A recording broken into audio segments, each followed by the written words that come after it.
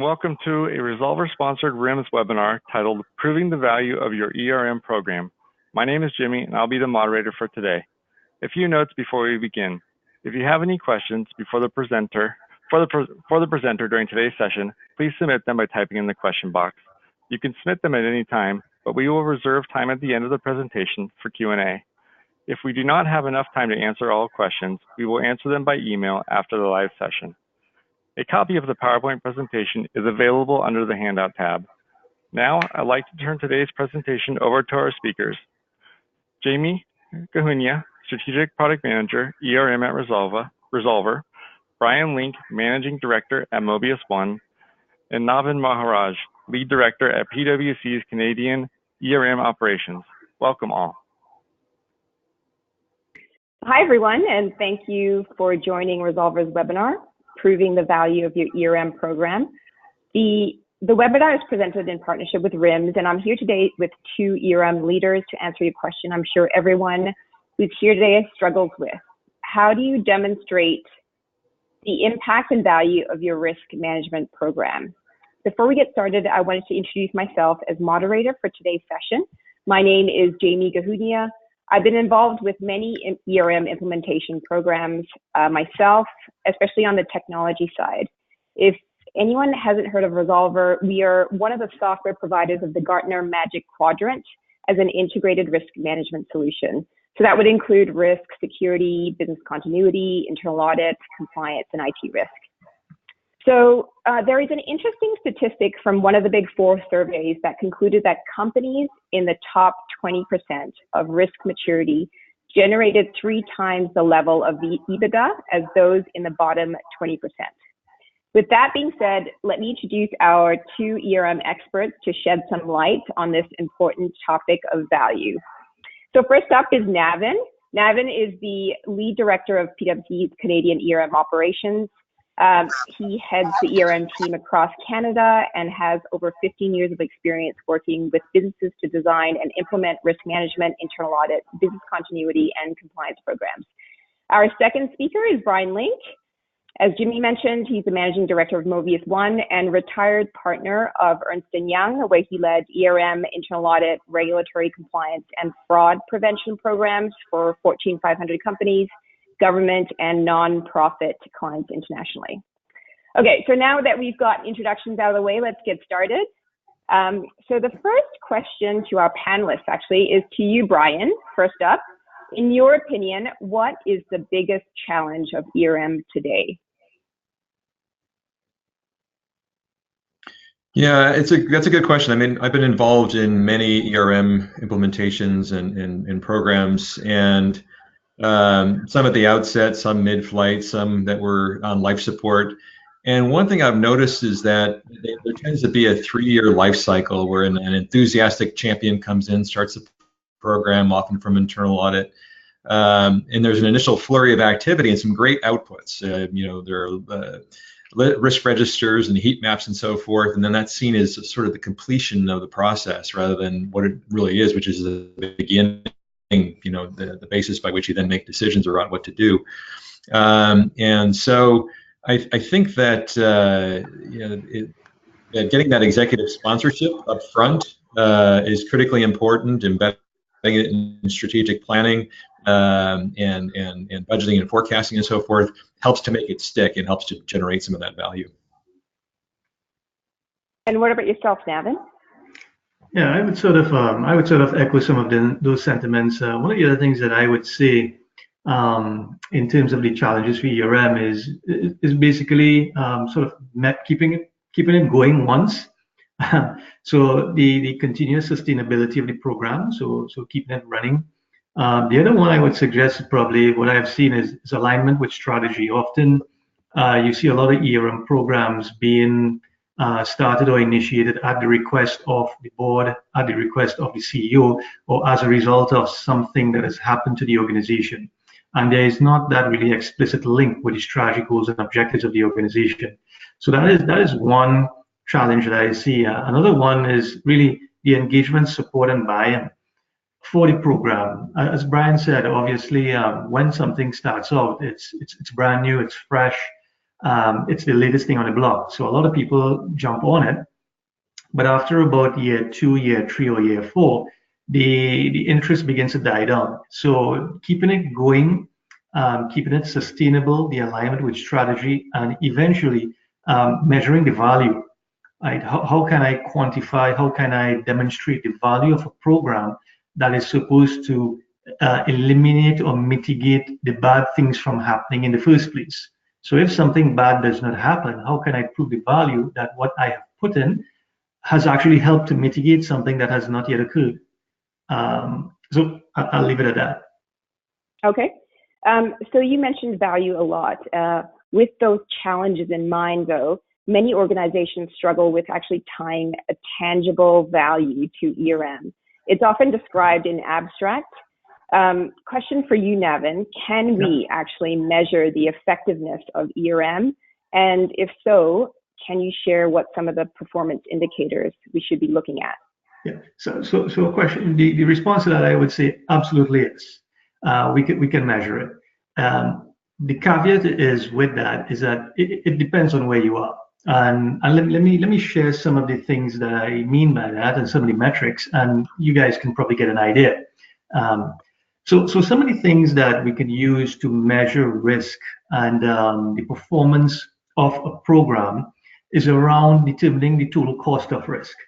So if I have a risk universe that has, let's say, the top 10 risks facing the organization, can I quantify those using some various assumptions and scenario analysis and what have you to get a dollar value? So that's one, the total cost of risk. Another one is annual loss expectancy. So if this risk was to materialize, what is the total loss that the organization could potentially be exposed to? Risk coverage ratio is another one. Corporate performance, the percentage of attainment goal towards corporate performance is another one. And you can have things like a decrease in insurance premium, the percentage risk awareness in the organization. And it could even be as simply as, did we achieve our strategic objectives as originally planned? Brian, any more thoughts? Yeah, I would agree that outside of financial services, where key risk indicators are, I think, a bit more prevalent and even required from a regulatory perspective, in non-regulated industries where some of the measures are more subjective and a bit more qualitative, I agree with Navin that the primary metric is the degree to which the organization is achieving its objectives, and has explicitly identified and is managing risks proactively. And so tying it to planning and budgeting and getting the timing right is critical, because frankly, most risk assessment activity takes place when the executive management team has the time to do it, and that's typically not in the midst of planning and budgeting. So unfortunately, in most organizations, the risk assessment takes place 3 months after planning and budgeting is done, which is when people have time, but it's not the time that you want to do it. You want to do it right in the midst of developing those plans and coming up with the budgets. Because if you ask somebody off cycle, and I have an example of that, I work with an organization where the director of IT, when we asked that person off cycle, what are your key risks? He thought to himself, and he shared this after the fact. He said, well, you know what? You're just going to come in and audit me against this risk that I'm identifying for you, and so I'm not going to be able to fix the problem because I don't have the money. And then when we reset the program and aligned it to the budgeting and forecasting and planning process the next year, he enthusiastically raised his hand and said, I've got all these problems, because that was his opportunity to get some budget to address and remediate the issues. So that timing is absolutely critical. That's good to know. On that note, actually, I have the first poll question for our audience. What is currently the top value driver of your ERM program? If you could vote on the results, and as Jimmy mentioned at the beginning, the results will be shared at the end of the webinar.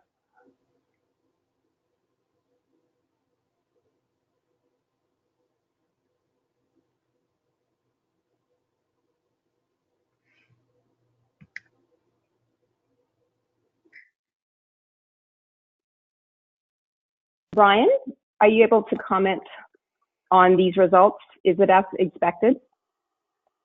Yeah, the looking at the improved awareness of threats and risks, that's very consistent with what we often hear from board members in particular, where what they're concerned about is, the unknown unknowns. What are some of the things what are our blind spots? So not at all surprised by that. And then, second, we're actually tied for two, it seems, compliance with legal and regulatory requirements, certainly in regulated industries, and reducing the frequency of impact of negative events, especially, I would say, the latter, the impact of negative events. And that, goes to then looking at when you identify and assess a risk, don't just look at, is it well controlled, but also look at, do we have continuity plans? Do we have disaster recovery, crisis communications, all of those things in place to preserve and get back to value quickly? Excellent. Another issue we hear a lot is, for some organizations, ERM is not a must-do, especially if it's not financial services, but something we should be doing. But we rely a lot on department heads or risk owners to provide the information and assess the risks, which is on top of all the other responsibilities that they have. So before we go to the panelists for the responses, we actually have another poll for the audience, which is, if it's applicable, what has worked for you in getting organizational buy-in for your ERM program?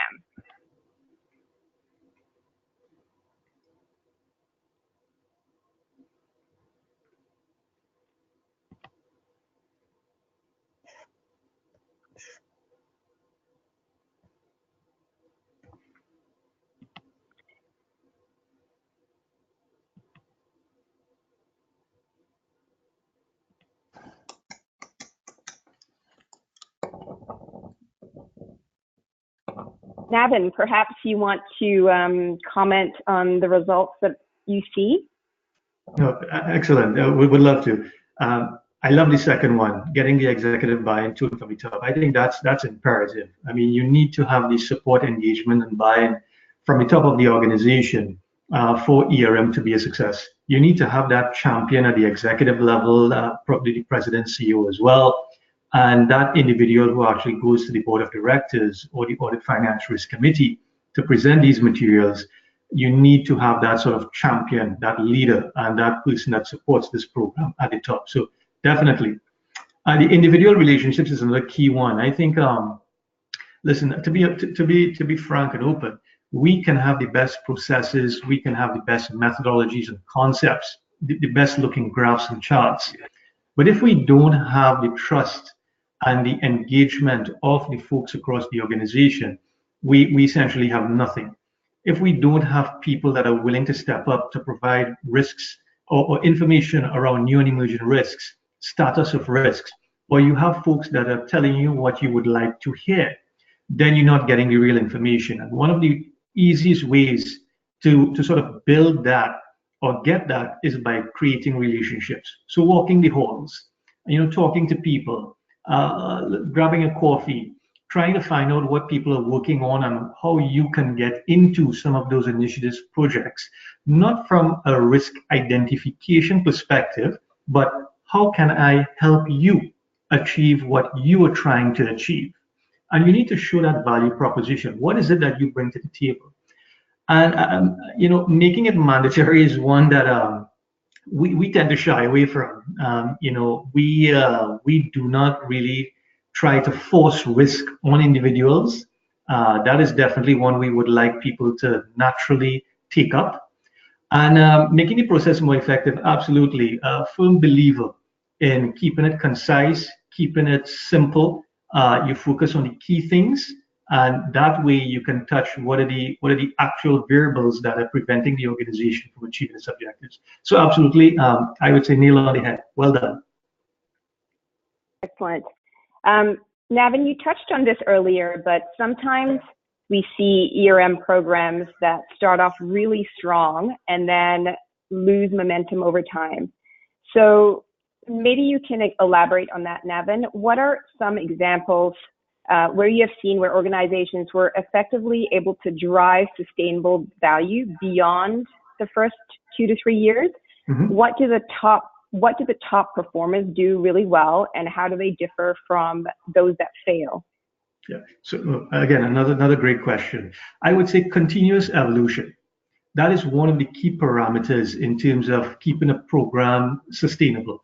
You need to continuously scan your environment internally, externally, what's happening. And I'm not talking about looking for risks at this point, but overall the ERM program. Are there tools? Are there technologies that can help me advance the way I do things? Can I do things faster, smarter? Can I utilize less resources and ask less of people and get the same information? What are my peers doing? What's the industry best practice? For example, I kid you not, there was an ad that came out for a role, and I saw the role being advertised, and they are referencing a standard, right, in the job description that is 10 years old. That standard has been updated twice, but they are referencing something that's 10 years old. So again, keeping fresh, keeping up to date, and analyzing what's happening around you is one of the key things. Innovate is another way. How could I do things differently? You need to keep ERM fresh. We cannot keep doing the same things over and over and over again. It's going to get stale. It's going to become redundant. People are going to look at us, and when you call, they're just going to hang up the phone, or just not invite you to meetings, or you wouldn't get time to meet the guys that you would like to meet. Some of the other things, very quickly, again, communication.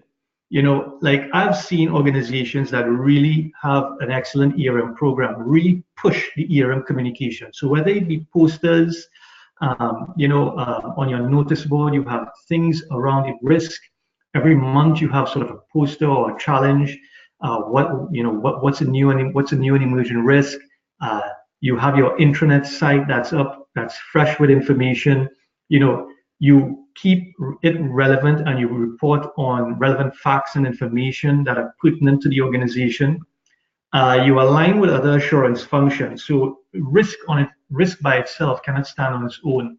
So how does risk connect with internal audit? How does risk read business continuity, risk read privacy, risk read compliance? How do all of these things connect together to provide that corporate assurance service for the organization? And I would say measurement. I mean, this is near and dear to my heart. Firmly believe, what doesn't get measured doesn't get managed. So for me, measurement is key, and it's something that I've seen in some of the leading organizations. They try to sort of put a measurement, try to quantify, try to have leading indicators around risk, around performance, to show what are the variables and what's the delta between the work that we're doing versus not doing anything. And I think all of these things collectively leads to an ERM program that is sustainable in the long haul. Excellent. Brian, any thoughts? Navin mentioned excellent ERM program, and he mentioned leading indicators a lot. How does one get to those indicators or develop those indicators and then thus measure it so that they can sustain this ERM program? Yeah, I think indicators are important, and I'll touch on that in just a minute. But as Navin was speaking, one thing I want to reflect on is where we've seen things really work and where they're really sustainable is where the organization's done a great job of answering the question, why are we doing this? Because there's a lot of skepticism out there around ERM, and it's understandable and it's legitimate. And so you have to answer that question very succinctly, why are we doing this? For all the parents out there, it's not because I said so. That doesn't work very well or for very long. And so if you really want it to stick, it's really, I think, all about answering the question why, and then empowering people, giving them the tools they need, and giving the autonomy to own it themselves.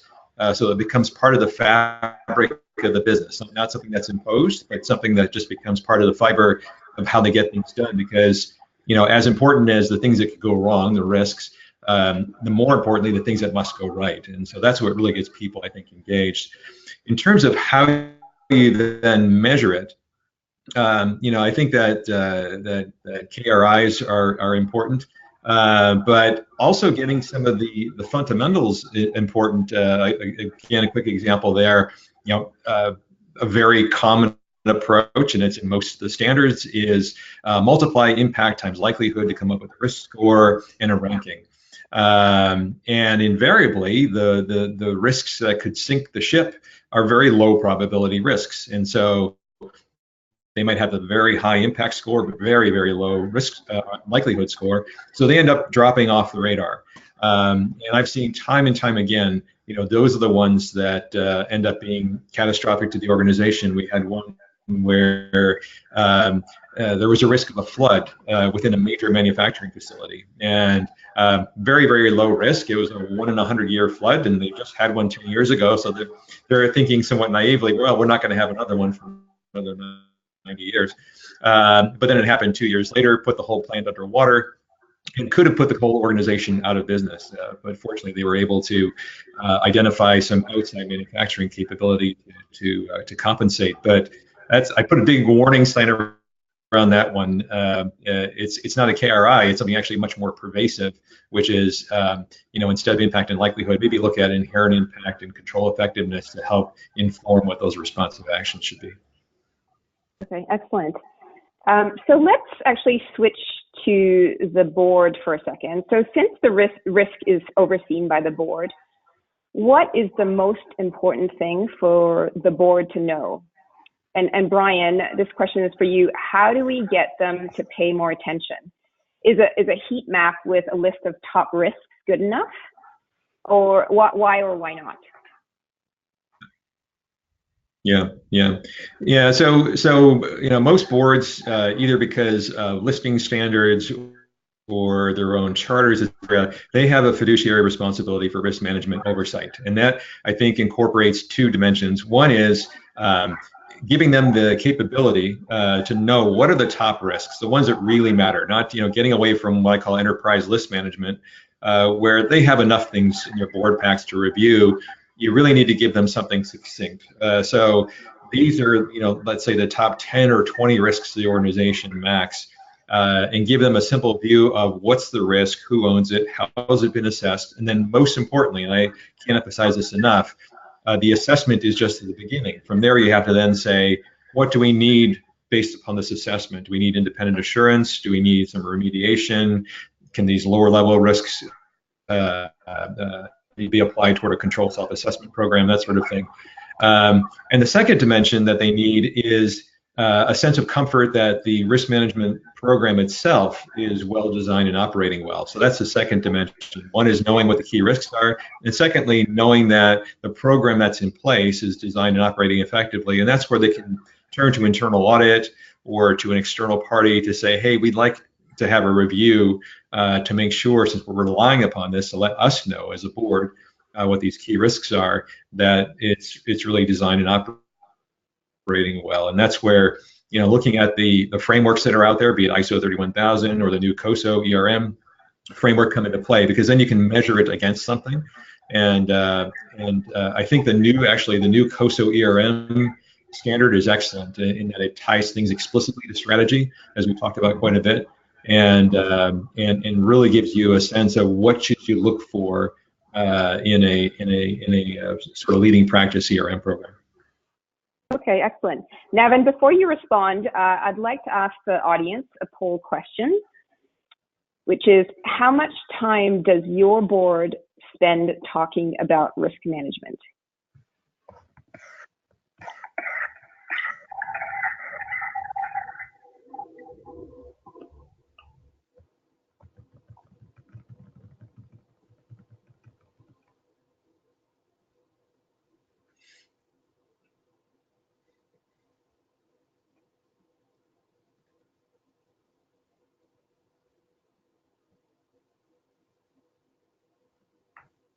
And as the results come out, Navin, if you could comment on the board and the results as well.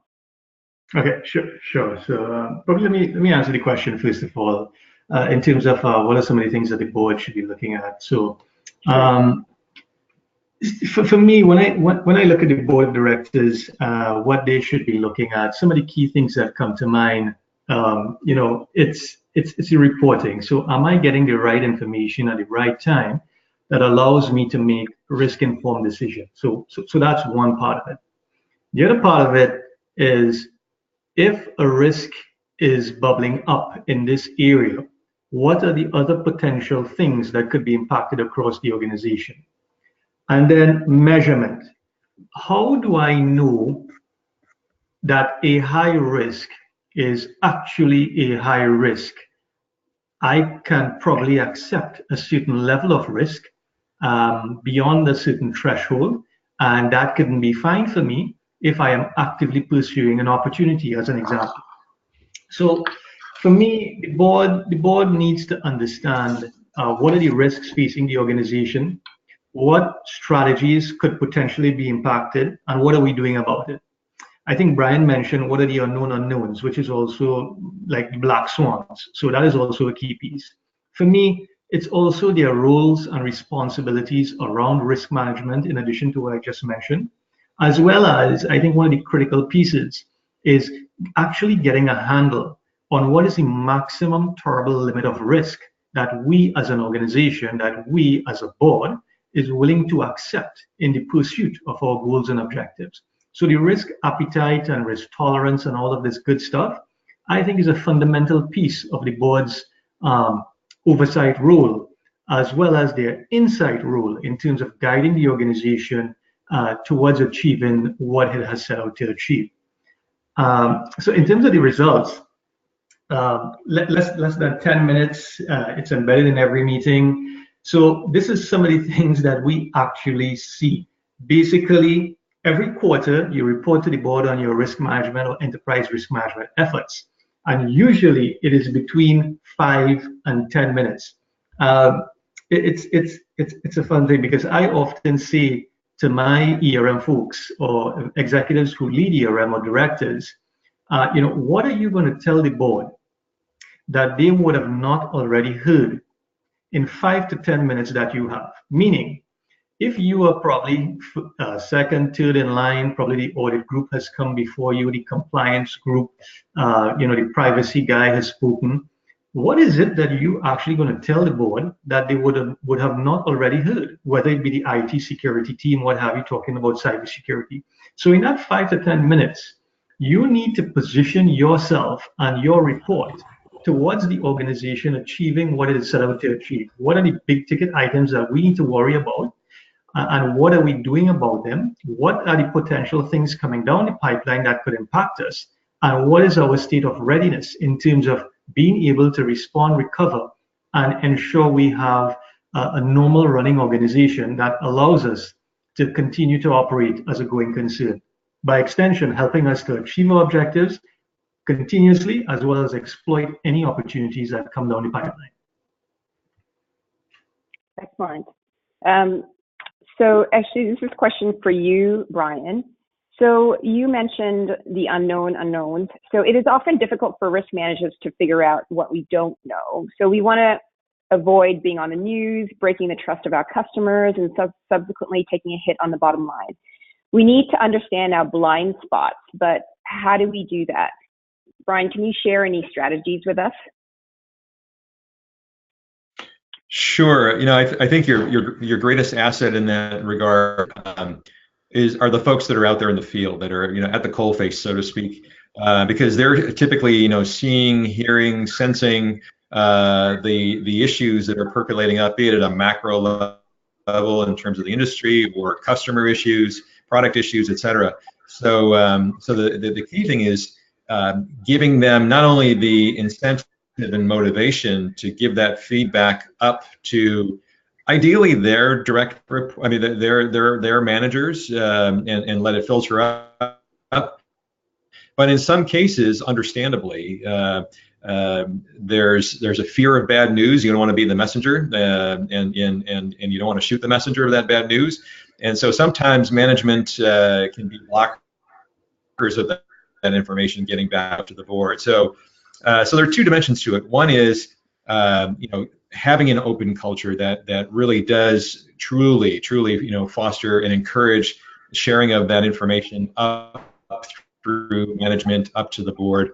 But if there are certain sensitivities around it, the second dimension is having some sort of even anonymous reporting mechanism, whereby not only those frontline employees, but also so customers and others can report up issues, and it doesn't necessarily have to be just fraud and the typical application of hotline, that sort of thing, but having a more informal, sort of friendly mechanism for asking for that information, that feedback, and sometimes in the guise of what are some suggested improvements, because those improvement opportunities often speak to control issues that can be addressed to relative to some of those emerging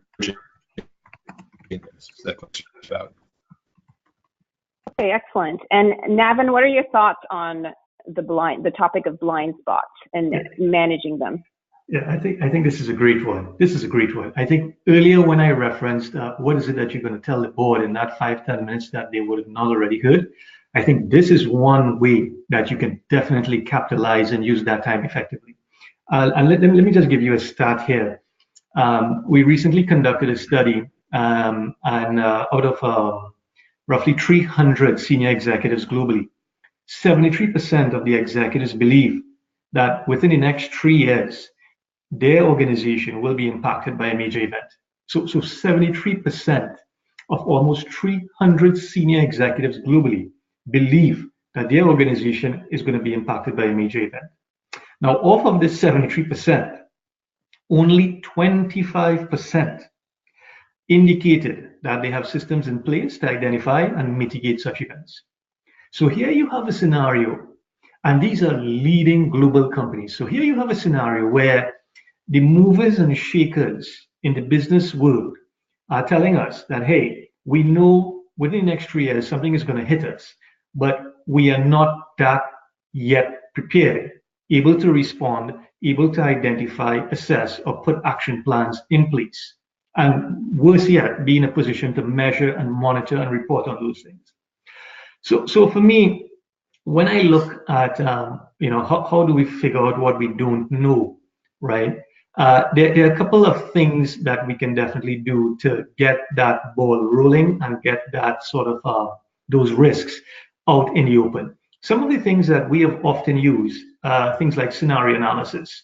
So scenario analysis, not looking within your strategic plan timeline, but scenario analysis using a stretched variable and stretched timeline and stretched assumptions. So you perform the analysis and you baseline your assumptions over a 10 to 15-year time horizon.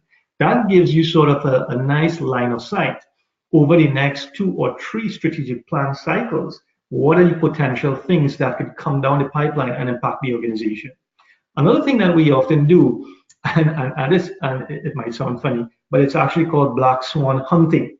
So we actually conduct black swan exercise. So those unknown unknowns, we actually get a group of subject matter experts together from across the organization, whether it be HR, technology, compliance, finance, what have you, in a room and generic brainstorming. What are some of the things that could potentially happen?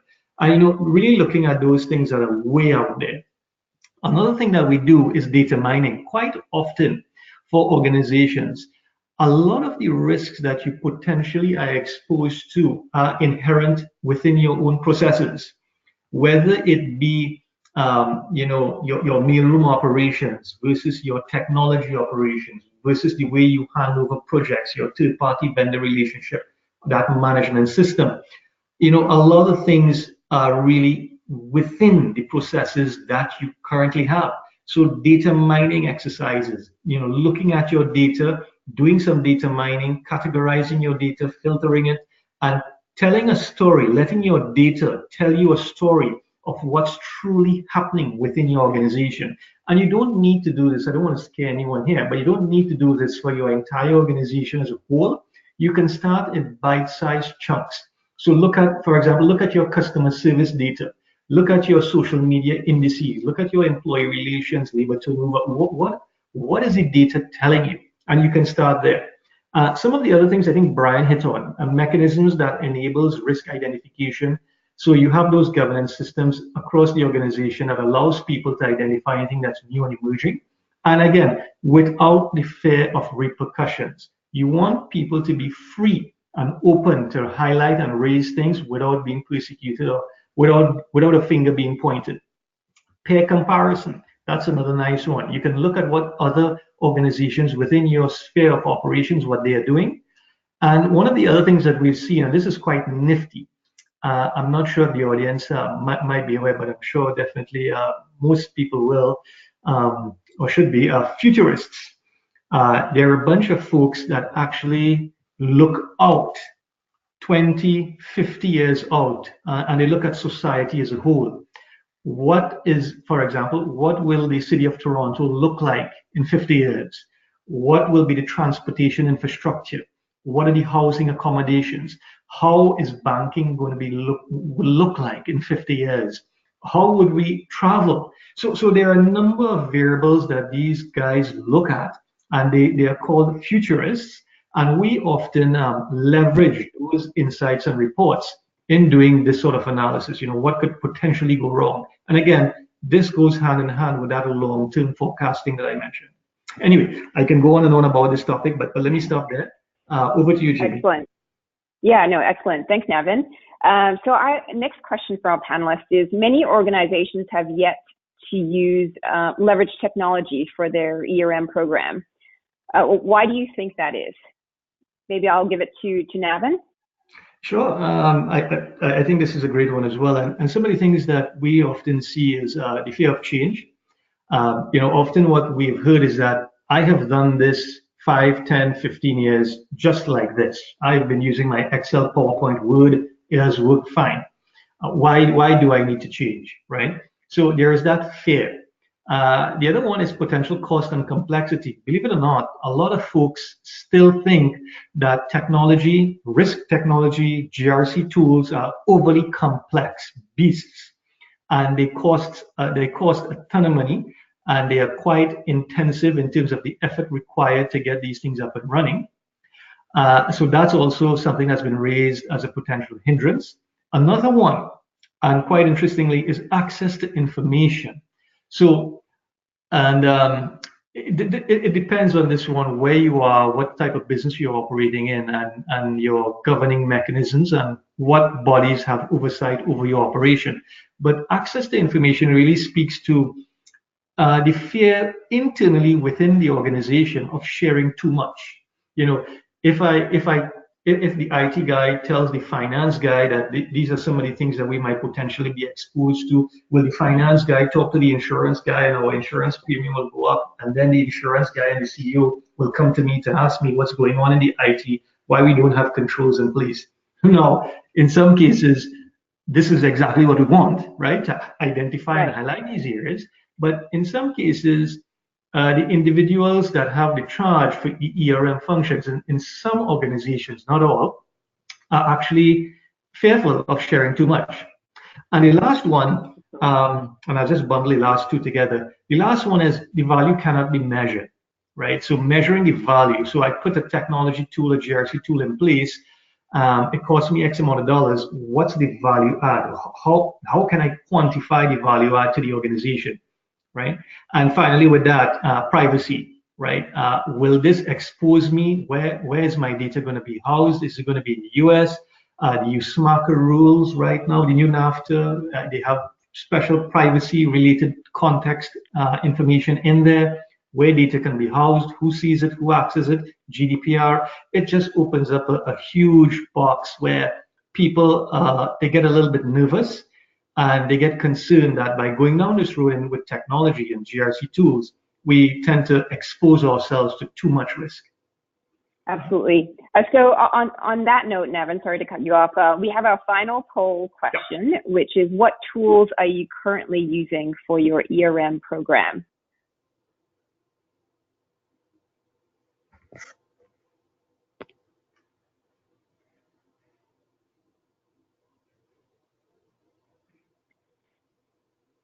I can see that some of the questions are coming in. We will have time at the end of this program, so we're just about to wrap up, and then we'll take some of these questions. Brian, can you comment quickly on the results of the spreadsheets, and then we'll go to questions from the audience? Sure. Yeah. Not surprisingly, Microsoft Office is the #1 risk management technology out there, I'd say, and Microsoft Excel in particular. That's very, very consistent with what we see, but also, inherent in that are the issues around version control and sending attachments and trying to aggregate. There's always this quarterly rush to the finish of trying to pull all that data together, and emails flying around. Sort of cat herding in the process. So yeah, this is consistent very much with what we see. And I'd say for those that do adopt an ERM software, the other bit that I think is critically important is to ensure that not only out of the box is it able to address what you need on a normative basis for your industry sector. Like if you're a credit union, I saw on the previous slide there, you want to not only have a credit union heat map, but you want to tie that into your ICAP process and into your assurance and so forth. And then take that normative model and don't let the technology drive your process, let the process drive the technology. And I think that's the other critical bit in order to reduce the impact of change, is to have the flexibility within the software to mirror the language that you use, the taxonomy, the rating criteria, the reporting, so that when someone does use a new technology, if you're switching from spreadsheets to an ERM software, that it's very intuitive and familiar, because what they're seeing is what they're used to. And so you kind of get the best of both worlds of that approach. Okay, excellent. So that actually concludes our initial questions, or our panelist questions on the seminar. We do have some questions from the audience.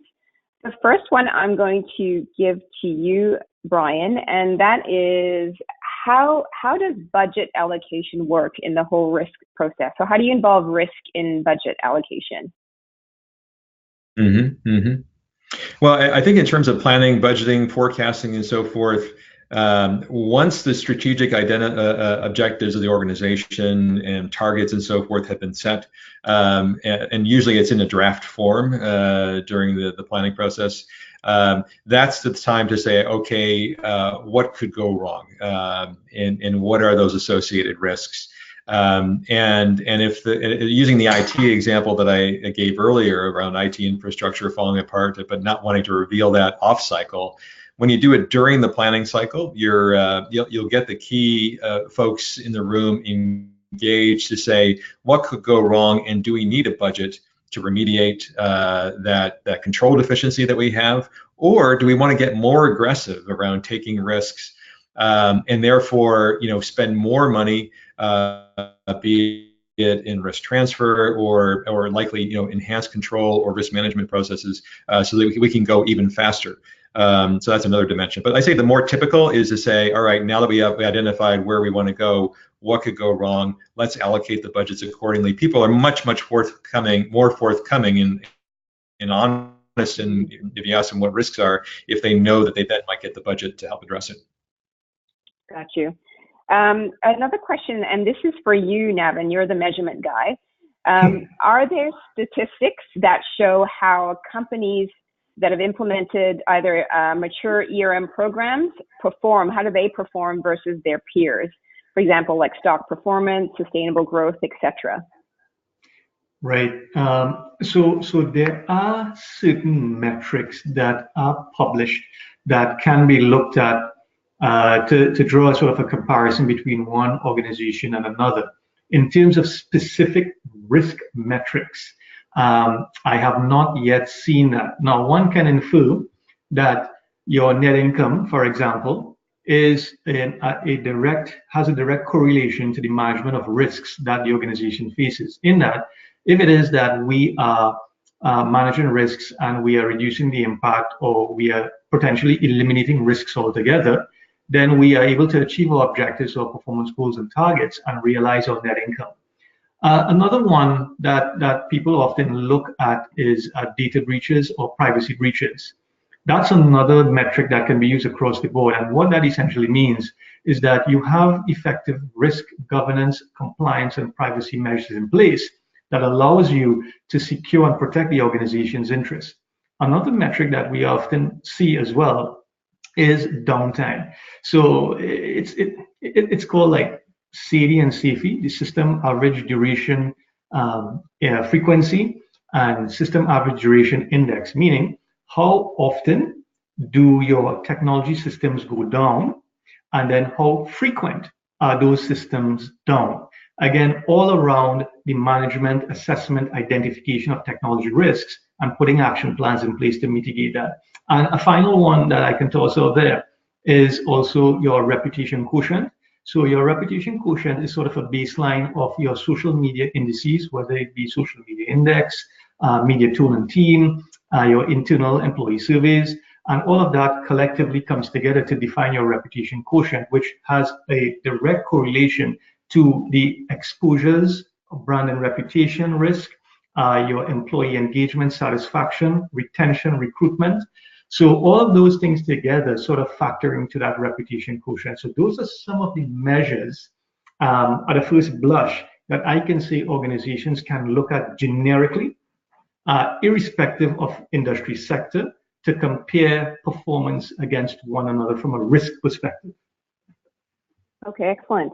Actually, before we get to the other questions, I just want to remind everyone we have a short survey to help benchmark your own ERM program against your peers here today. So again, the benchmarking results will be shared with you tomorrow along with the poll results. If you're interested in learning more about Resolver, or specifically how our customers have successfully used technology across the integrated risk management suite, please visit our website or shoot us an email, hello@resolver.com, or connect with Navin, Brian, or myself via LinkedIn. So we have time for a couple more questions, but other than that, thank you so much for your time. Okay, so I have a question for Brian. Brian, you mentioned risk appetite before. So there's a question on what is your perspective on, quote, the uselessness of a risk appetite component for ERM in non-profit sectors such as higher education? No, that's a great question. And I always say, risk appetite tends to give people indigestion. The whole concept, can be a bit obtuse and difficult to get your head around, and yet it seems to be, quite prevalent not only in financial services but beyond. And so, if looking at higher education and nonprofits, I think it's to get as quickly as you can from the obtuse conceptual sort of academic view of risk appetite down to specific risk tolerances and limits, to say, what are the risks and the measures that we would use around incidents on campus, let's say, or in terms of staff retention, or whatever those key risk measures are that you have. It's saying, what's the acceptable range, or what's the limit? I think that's absolutely critical. And one thing I wanted to also mention before I forget, there was an earlier question around measuring shareholder value, and there are a couple of really great studies that are out there. One was done by Oxford Metrica that looked at the impact of large risk events upon shareholder value. And there's clearly a premium that's, in fact, after significant risk events, those that manage risk well actually increase their shareholder value over time, versus the ones that didn't, saw in almost all cases a permanent erosion of value. And then there's some other studies that have been done through North Carolina State, where they've looked at the risk premium, they call it. So reducing your overall sort of beta by having more advanced risk management is rewarded in the market, and they've got some good studies around that as well. Excellent. And final question is to Navin. You were mentioning GRC technology. In terms of time savings, what could an organization expect switching to software from spreadsheets from a global ERM program point of view? Yeah, this is great. I can safely say from my experience, you can see roughly probably at least a 70% reduction in the amount of day-to-day effort required by dedicated staff on an ERM team, for example. I have had experiences in terms of working with organizations where They have global operations in 22 different countries, and their ERM team is essentially made up of 2 individuals, and they utilize GRC tools and technologies. If you have a team of people locally within your organization, and you're looking at probably local operations, and you spend roughly, let's say, 8 hours, 7 hours a day behind ERM, I can safely say if you implement technology and if done right, for example, you do your readiness assessment and for technology and then the implementation and have you with the appropriate governance models, you can essentially cut your time in between 50% and 60%, definitely. Okay, excellent. And that concludes our seminar. We would like to thank you for your time, and Brian and Navin, thank you so much for your contribution, and I will take it from there. Thank you. Thank you. Thanks very much. With that, I'd like to thank all of our speakers for their time and expertise. A copy of this webinar will be archived on Opus Ed within a few days.